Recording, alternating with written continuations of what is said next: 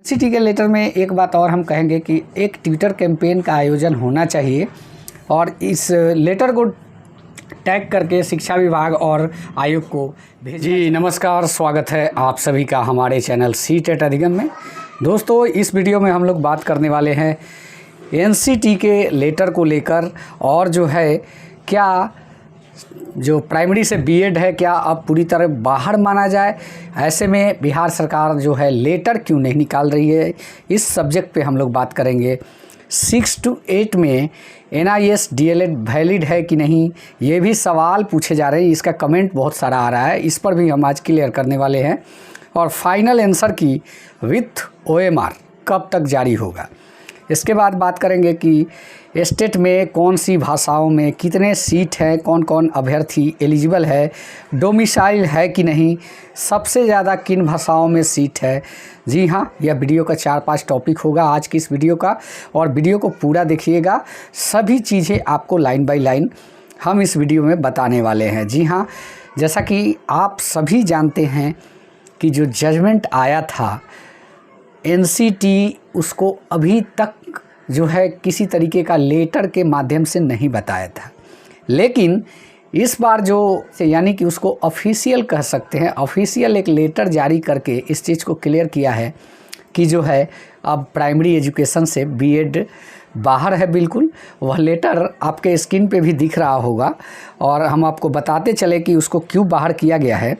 तो यहाँ पे है कि एनसीटी सबसे पहले तो सब राज्य को इन्फॉर्मेशन दे दिया कि भाई आप जो है लेटर निकाल दीजिए, जो बीएड है उसको बाहर किया गया। और उसको रीज़न बताया गया है कि सुप्रीम कोर्ट के फैसले में कहा गया है कि लेवल 1 से 5 यानी कि जो प्राइमरी एजुकेशन है उसमें सिर्फ बीटीसी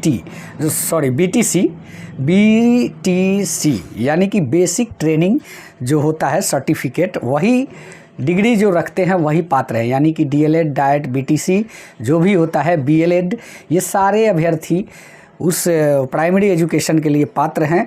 इसलिए जो फैसला सुप्रीम कोर्ट दिया है कि बीएड इस प्राइमरी शिक्षण के लिए एलिजिबल नहीं है, इसको ध्यान में रखते हुए जो है बीएड को बाहर किया जाता है।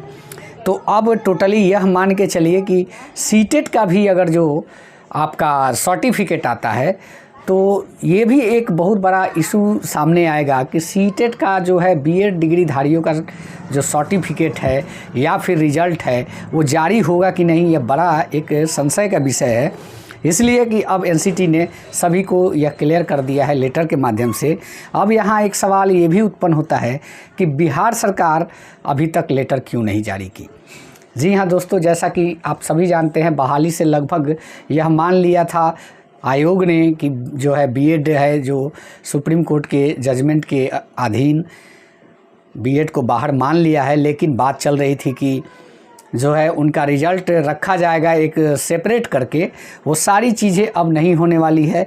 अब जो होने वाली है सभी सीटों पर डीएलएड के उम्मीदवारों का ही जो है नियुक्ति होगा। यह लेटर आज शाम तक देखने को विभाग और आयोग यानी कि बिहार शिक्षा विभाग और बिहार बीपीएससी जो है, ये दोनों के तरफ से आज शाम तक हो सकता है कि लेटर देखने को मिल जाए कि अब जो है बीएड पूरी तरीके से बाहर और प्राइमरी के सारे सीटों पर डीएलएड का ही रिजल्ट बनेगा।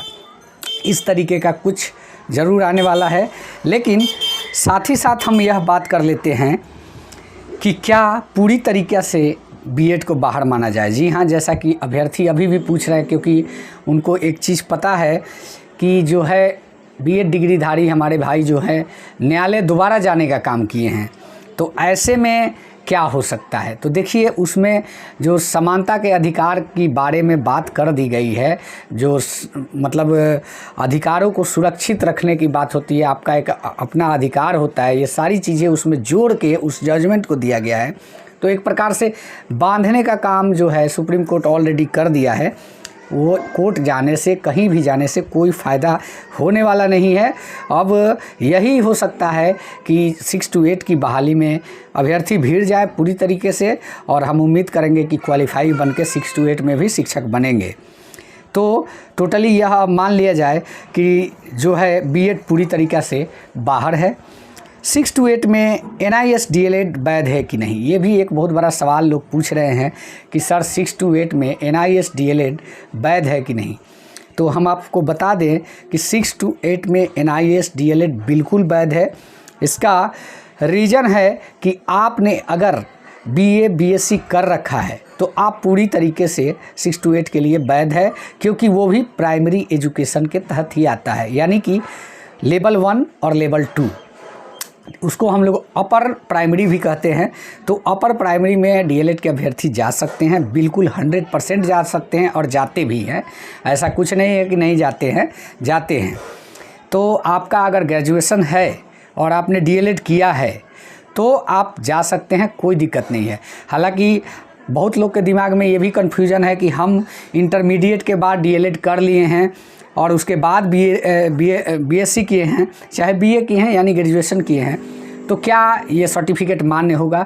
जी बिल्कुल मान्य होगा। ऐसा नहीं है कि नहीं मान्य होगा, मान्य होगा, क्योंकि जो DLED का एलिजिबिलिटी है इंटर लेवल का है, लेकिन आप जो है एकेडमिक आपका हाई लेवल का है तो आप ज़रूर अप्लाई कर सकते हैं। चलिए, फाइनल आंसर की OMR के साथ कब तक आने वाला है, इस बिंदु पे भी हम लोग अगर बात करते हैं तो देखिए, फाइनल आंसर की अभी जो चैलेंज की प्रक्रिया ख़त्म हुई है, अब जो है डॉक्यूमेंट जो ये अपलोड करेक्शन का काम एक प्रकार से कहे तो चल रहा है। तो ये सारी जब चीज़ें जो समाप्त होगी, यानी कि जो है 22 से 25 है शायद, तो 25 तारीख तक समाप्त होने की बात, 21 से 25 था ना, तो ये समाप्त होने के बाद जो है आपका डॉक्यूमेंट जो आपका रिज़ल्ट में संशोधन होना है, वो संशोधन होके ही आपका रिज़ल्ट आएगा, और हो सकता है कि साथ में OMR सीट भी आए। तो OMR पे हमें याद आया कि हम एक वीडियो बना रहे हैं जिसमें आप लोग देखेंगे, नेक्स्ट वीडियो मेरा वही होगा कि आप लोग देखेंगे कि OMR स्कैनिंग कैसे होता है। अभ्यर्थी कुछ गलतियां करते हैं और बहुत सारा आइडिया लगा लेंगे कि हाँ क्यों OMR जो है क्रॉस वेरिफिकेशन की आवश्यकता पड़ती है। तो आज वो वीडियो भी आप लोग देख लीजिएगा।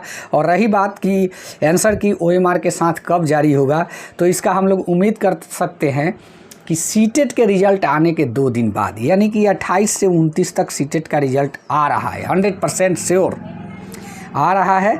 और 30 या 1 तारीख को आपको OMR के साथ आंसर की देखने को मिल जाएगा, यानी जिसको हम लोग फाइनल आंसर की कहेंगे। और उसके बाद की प्रक्रिया जो है, हमको लग रहा है कि डॉक्यूमेंट वेरिफिकेशन का काम चालू हो जाएगा, जो कि 5-7 तारीख से भी हो सकता है और 10 तक या 11-12 तक हो। उसके बाद फिर जो है फाइनल रिज़ल्ट आ सकता है, क्योंकि वैसे ही अभ्यर्थियों को बुलाया जाएगा डॉक्यूमेंट वेरिफिकेशन में, हमें जहाँ तक लगता है जो क्वालिफाई होंगे, इसलिए कि संख्या ज़्यादा है, सभी को नहीं बुला सकते हैं। जैसा हाई स्कूल में आपने देखा होगा कि सभी को बुला के डॉक्यूमेंट वेरिफिकेशन हुआ है, तो सभी को नहीं बुला सकता है आयोग, इसलिए वो एक रिज़ल्ट जारी करेगा जिसमें अभ्यर्थी अपने आप को देख लेंगे कि जो है हम क्वालिफ़ाई कर रहे हैं, वही क्वालिफ़ाई अभ्यर्थी ही डॉक्यूमेंट वेरिफिकेशन को जाएंगे। इससे क्या होगा कि भीड़ भी ज़्यादा नहीं होगी और सहूलियत भी होगी। स्टेट की बात कर लेते हैं। स्टेट में सभी भाषाओं में सबसे ज़्यादा सीट कहाँ है, तो आप देखेंगे स्टेट के विषय जो है सोशल साइंस की रिक्ति जो है 11 से 12 की, वो है आपका 1922, और दिख रहा होगा आपको बगल में। ये सारी रिक्ति हम नहीं बता सकते हैं टोटली, इसको लिख के बता देंगे एक डेडिकेटेड वीडियो में। और गणित के 2206, विज्ञान के 2320 सीट हैं। और 11 से 12 की सीटों की बात कर लें तो आप देखेंगे कि भौतिकी के सीट जो हैं 1919 है, और रसायन शास्त्र के 1857, गणित के 1651, वनस्पति शास्त्र के 561 और जंतु विज्ञान के 400, हिंदी के 1169 है। और 9-10 में अच्छी खासी सीट है। बात करें तो जो PH है, हैंडीकैप है, विशेष वर्ग के स्टूडेंट्स हैं, उनके लिए भी बहुत अच्छी सीट है, क्योंकि 270 सीटें कम नहीं होता है, सभी के लिए है। कहे तो जिनका पक्षाघात है उनके लिए 6 सीट है, पूर्ण दृष्टिबाधित उनके लिए 28 सीट है, श्रवण बाधित 52 सीट है, अल्प दृष्टिबाधित 87 सीट है, वाच्य भाषा 57 और बौद्धिक दिव्यांगता 16, स्वालीनता दिव्यांगता 3, विशेष अधिगम दिव्यांगता 10 और दिव्यांगता 14, यानी कि टोटल 270 सीटें दिव्यांग अभ्यर्थियों के लिए है। और सबसे ज़्यादा जो पद है अंग्रेजी भाषा के शिक्षकों के लिए सबसे ज़्यादा पद है। जी हाँ, अंग्रेजी भाषा के लिए 3465 जो है आपका 9 से 10 तक में है। और यहाँ बात कर ले 11वीं से 12वीं में तो आप देखेंगे कि 1971 सीटें 11 से 12वीं में। तो टोटल लैंग्वेज के टीचर की सीट जो है, इंग्लिश की सीट बहुत अच्छी है। अगर जो भी अपना ऑनर्स पेपर रखे होंगे इंग्लिश से, उनके लिए कहीं से कोई इस बहाली में दिक्कत नहीं होने वाली है।